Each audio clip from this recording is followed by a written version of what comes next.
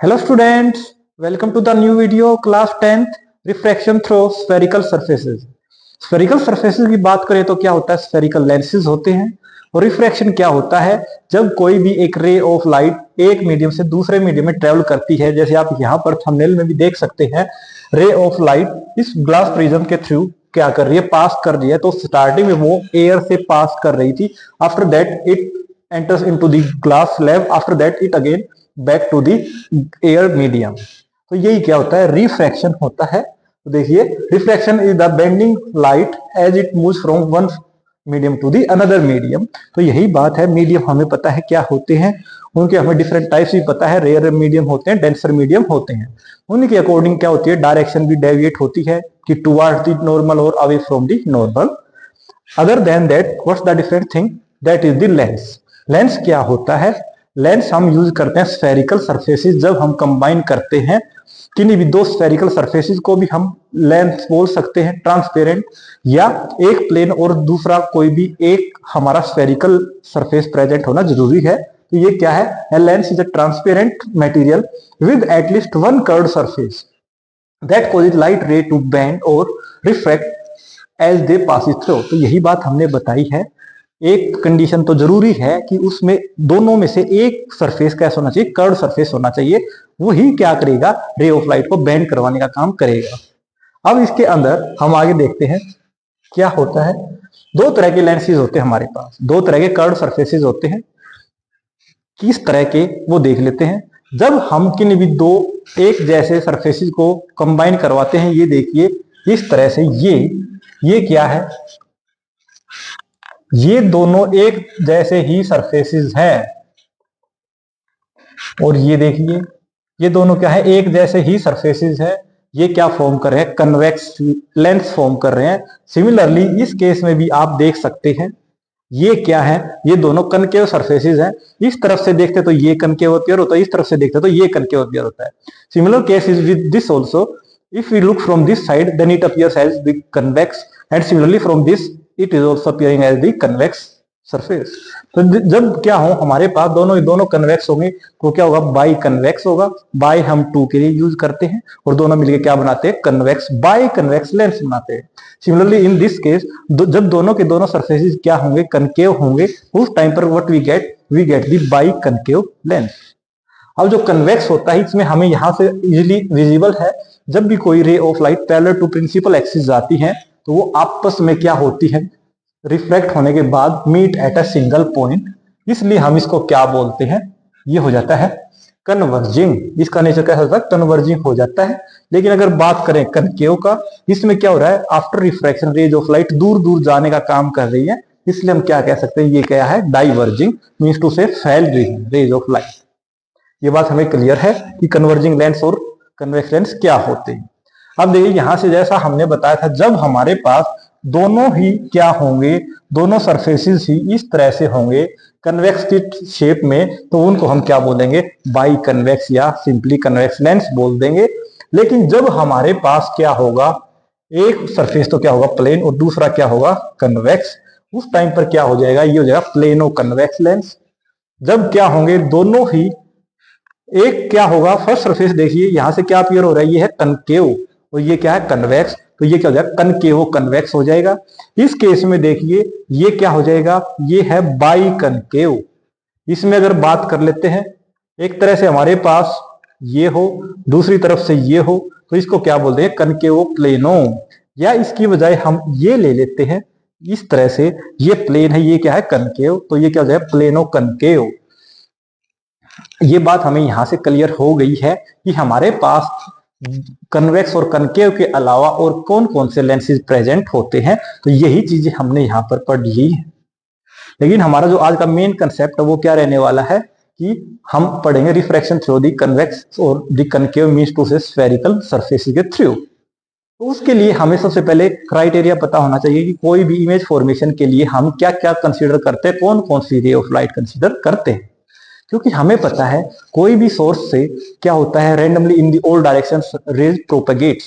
उस केस में क्या होता है, पहली बात तो क्या है, हमारे पास कोई भी दो रेस सफिशिएंट होती है किसी भी ऑब्जेक्ट की इमेज को फॉर्म करवाने के लिए।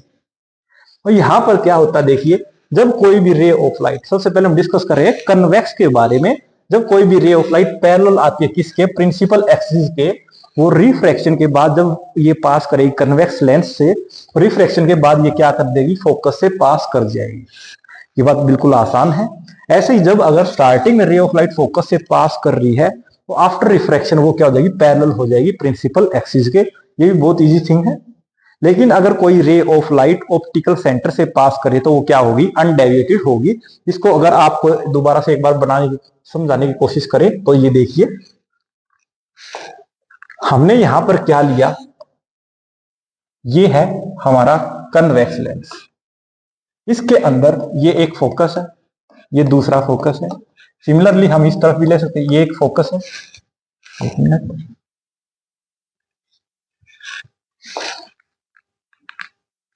ये हमारा दूसरा फोकस। स्टार्टिंग का फर्स्ट पॉइंट क्या था, जब कोई भी ray of light parallel to principal axis होगी तो वो रिफ्रैक्शन के बाद क्या करेगी, फोकस से पास करेगी। ये बात क्लियर है। जब दूसरा केस हमने क्या बताया, जब कोई भी रे ऑफ लाइट इस तरह से फोकस से पास कर रही है तो रिफ्रैक्शन के बाद क्या हो जाएगी, parallel to the principal axis हो जाएगी। ये भी बिल्कुल क्लियर है। जब कोई भी रे ऑफ लाइट इस तरह से ऑप्टिकल सेंटर से पास करती है तो वो क्या हो जाती है, वो अनडेविएटेड पास कर जाती है।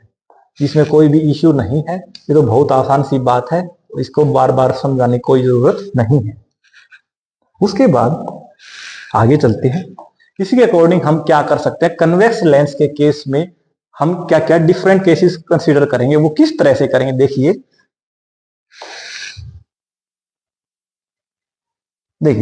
इसके अकॉर्डिंग देखें, ये हमारा क्या है, कन्वेक्स लेंस है। इसके अंदर ये मान लिया f, ये मान लिया 2f, ये मान लिया इधर फिर से f, और ये क्या मान लिया 2। ये just for the idea we are talking about. जब ऑब्जेक्ट कहाँ है, फर्स्ट केस में हम बात कर रहे हैं ऑब्जेक्ट है इन्फिनिटी पे, तो इसका मतलब उससे जो रे ऑफ लाइट आती है क्या दिखाई देगी, रे ऑफ लाइट आएंगी पैरेलल। दूसरे केस में हमारा ऑब्जेक्ट कहाँ हो सकता है, 2f से तो बाद में हो सकता है, लेकिन वो किसी एक पर्टिकुलर फाइनाइट डिस्टेंस पर होगा। तीसरा केस क्या हो सकता है, वो ऑब्जेक्ट किस पे लाई कर रहा हो, इस पे लाई कर रहा हो 2f के ऊपर। चौथा केस क्या हो सकता है कि वो 2f और f के इन बिटवीन लाई करता हो। फिफ्थ केस क्या हो सकता है कि वो f के ऊपर लाई कर रहा हो। और लास्ट केस क्या हो सकता है, वो f और o के बीच में लाई कर रहा हो। तो यही बातें देखिए, यहाँ पर यही तो बातें बताई गई हैं कि ये हम केसेस क्या क्या कंसिडर कर सकते हैं। ठीक है, तो अब देख लीजिए, एक बार इसको यहां से रिमूव कर देते हैं।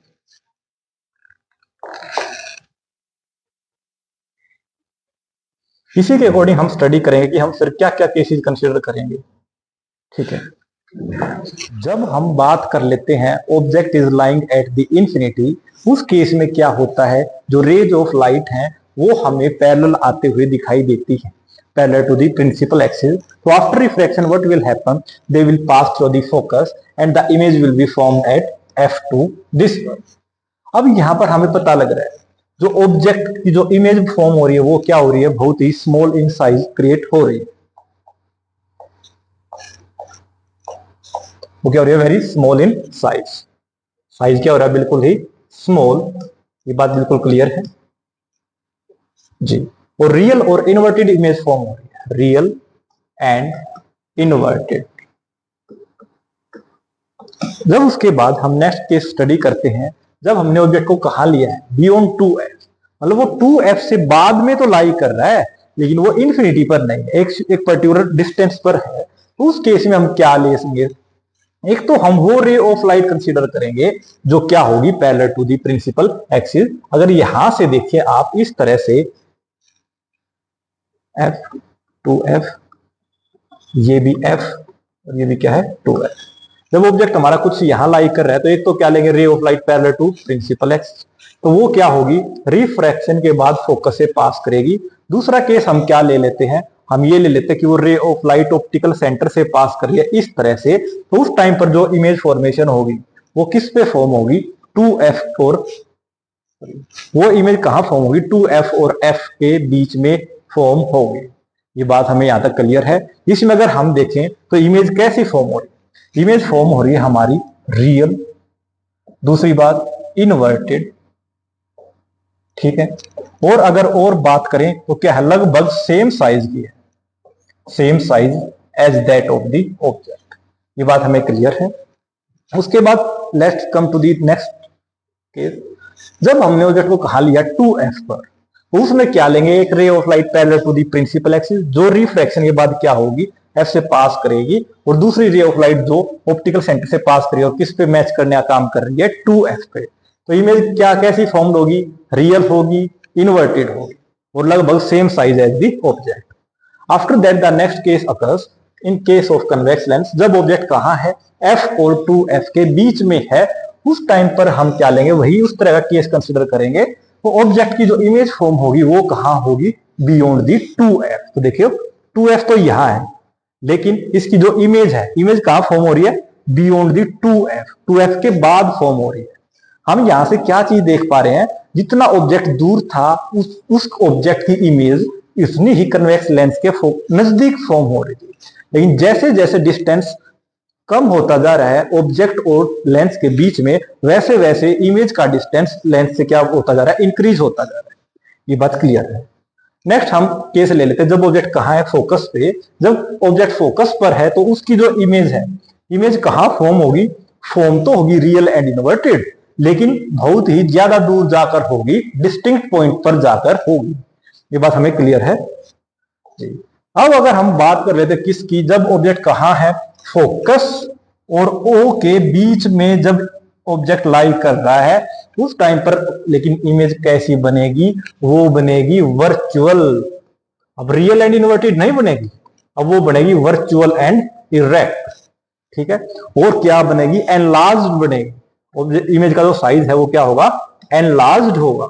ये बात हमें क्लियर है। तो ये जो सारे केसेस हैं, जब ऑब्जेक्ट कहाँ है, इन्फिनिटी पर, तो उसकी इमेज कहाँ फॉर्म हो रही है, फोकस के ऊपर, और वो कैसी है, रियल एंड इन्वर्टेड है, तो R लिख देते हैं। जब ऑब्जेक्ट कहाँ है, बियॉन्ड 2f है, लेकिन उसकी जो इमेज है वो कैसी बन रही है, वो फिर से रियल बन रही है। जब ऑब्जेक्ट को हमने कहाँ प्लेस किया है, 2f पे, उस टाइम पर भी उसकी इमेज कैसी बन रही है, रियल बन रही है। जब ऑब्जेक्ट को कहाँ प्लेस किया, 2f और f के बीच में, उस टाइम पर भी उसकी इमेज क्या है, रियल है। सिमिलरली इन दिस केस, यहां पर वैसे तो इमेज फॉर्म नहीं होगी, और फॉर्म हुई तो काफी दूर जाकर होगी। अगर बात कर लें कि इसकी P और F के बीच में जब हम ऑब्जेक्ट को प्लेस करते हैं, उस टाइम पर इमेज कैसी बनेगी, वर्चुअल बनेगी। तो ये सारे केसेस कन्वेक्स लेंस के तो हमें क्या हो गए, क्लियर हो गए। उसके बाद नेक्स्ट देख लेते हैं कनकेव लेंस का क्या मैटर है। कनकेव लेंस के अंदर हम सिर्फ दो ही केसेस पढ़ेंगे। एक तो केस क्या रहेगा, एट इन्फिनिटी, जब हम ऑब्जेक्ट को कहां प्लेस करेंगे, इन्फिनिटी पे प्लेस करेंगे। और दूसरा केस क्या रहेगा, जब object between pole and the infinity, मतलब किसी भी एक फाइनाइट डिस्टेंस पर प्रेजेंट होगा, उस टाइम पर क्या रहेगा। तो देखिए फर्स्ट में क्या है, जब ऑब्जेक्ट कहां प्रेजेंट है, इन्फिनिटी में प्रेजेंट, तो रेज ऑफ लाइट हमें पैरेलल टू प्रिंसिपल एक्सिस आती हुई दिखाई देती है। उस टाइम पर क्या होगा, आफ्टर रिफ्रैक्शन वो रे ऑफ लाइट इस तरह से जाएंगी कि वो क्या अपीयर हो, कि वो रिफ्रैक्शन के बाद फोकस से पास कर रही है। तो उस टाइम पर जो इमेज फॉर्म होगी, इमेज कैसी फॉर्म होगी, वर्चुअल होगी, क्योंकि वो रेज ऑफ लाइट एक्चुअल में मीट नहीं कर रही, वो पीयर टू मीट हो रही है। सिमिलरली इन दिस केस की अगर बात करें, इसमें भी वो रे ऑफ लाइट, देखो एक रे ऑफ लाइट तो रियल है, ये वाली तो रियल है, लेकिन जो ये वाली रे है, ये क्या है, इमेजिनरी है। तो इस टाइम पर जो इमेज फॉर्म होगी वो भी क्या होगी, वो भी वर्चुअल एंड इरेक्ट ही होगी। तो ये सारी चीजें हमने पढ़ ली कि हम अपने स्फेरिकल लेंसेज की हेल्प से किस तरह से इमेज की फॉर्मेशन करवाते हैं। और ये सारी चीजें पढ़ने के बाद हमें ये पता लग गया कि कोई भी ऑब्जेक्ट जब हम प्लेस करते हैं in front of a convex or the concave lens, and as according to their position from the lens, how the image distance and the nature of the image varies. तो आज की video में सिर्फ इतना ही, मिलते हैं नेक्स्ट वीडियो के साथ। Thank you and have a nice day.